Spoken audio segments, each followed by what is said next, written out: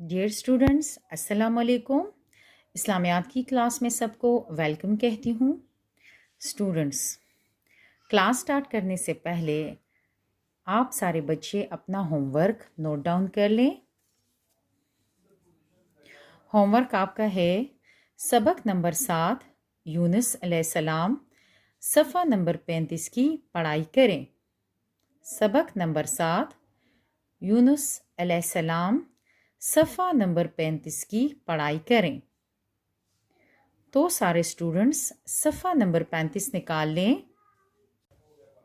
तो स्टूडेंट्स सब ने सफ़ा नंबर 35 निकाल लिया। अच्छा बच्चों, पिछले लेक्चर में हमने पढ़ा था हज़रत यूनुस अलैहिस्सलाम के बारे में कि वो एक अल्लाह के नबी थे। इसके अलावा वो इराक़ के शहर नैनवा में पैदा हुए और नैनवा के लोग बहुत दौलतमंद थे, लेकिन वो बुत परस्त थे, अल्लाह को नहीं मानते थे बल्कि बुतों की पूजा किया करते थे।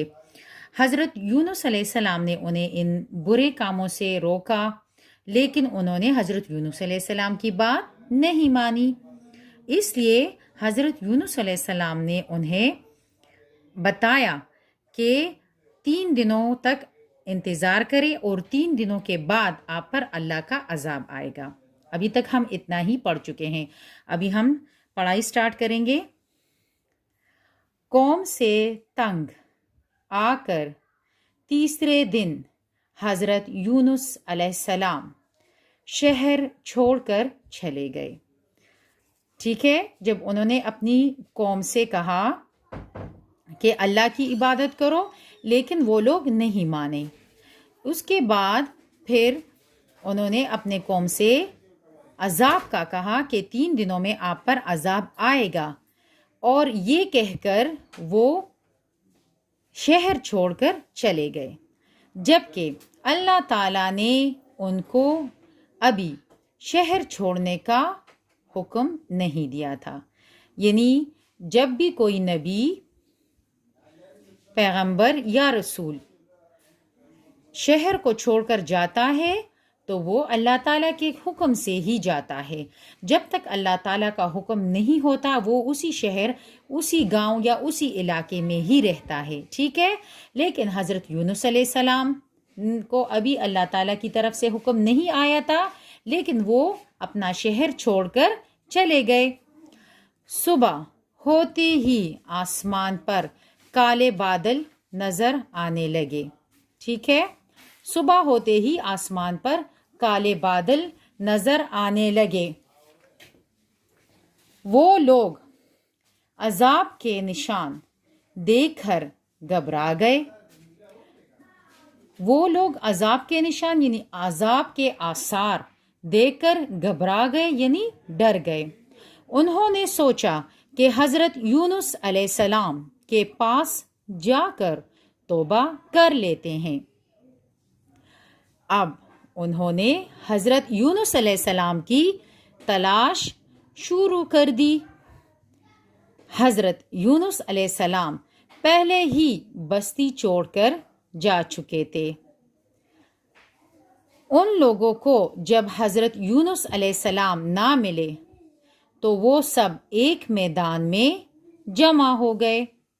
उन्होंने रो रो कर अल्लाह से अपने गुनाहों की माफ़ी मांगी। अल्लाह ताला ने उनकी तौबा कबूल की और उनसे अजाब को दूर कर दिया।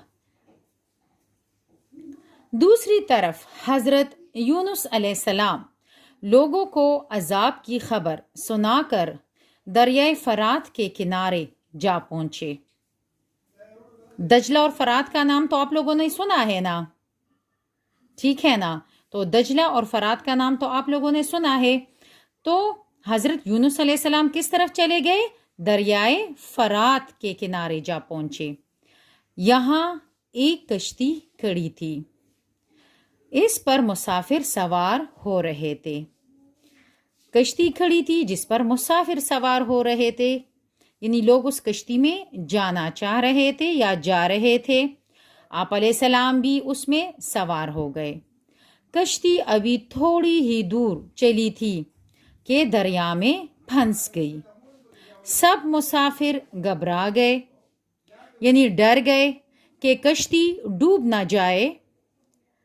کشتی ایسی تھی کہ جب کوئی شخص اپنے مالک سے بھاگ کر آتا تو یہ کشتی دریا میں پھنس جاتی۔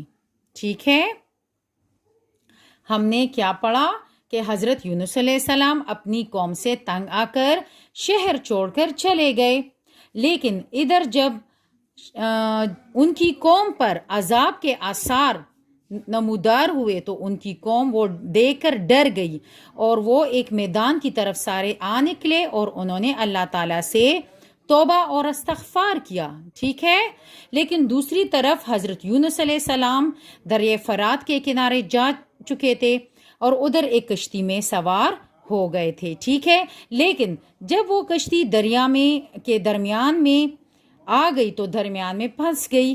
ٹھیک، اور یہ کشتی ایسی تھی کہ جب بھی کوئی شخص اپنے مالک سے بھاگ کر آتا تو یہ کشتی دریا میں پھنس جاتی، اور اسی وقت حضرت یونس علیہ السلام سمجھ گئے کہ اللہ تعالیٰ کے حکم کے بغیر وہ اپنے شہر کو چھوڑ کر آئے ہیں تو یہ ان کی سزا ہی ہے۔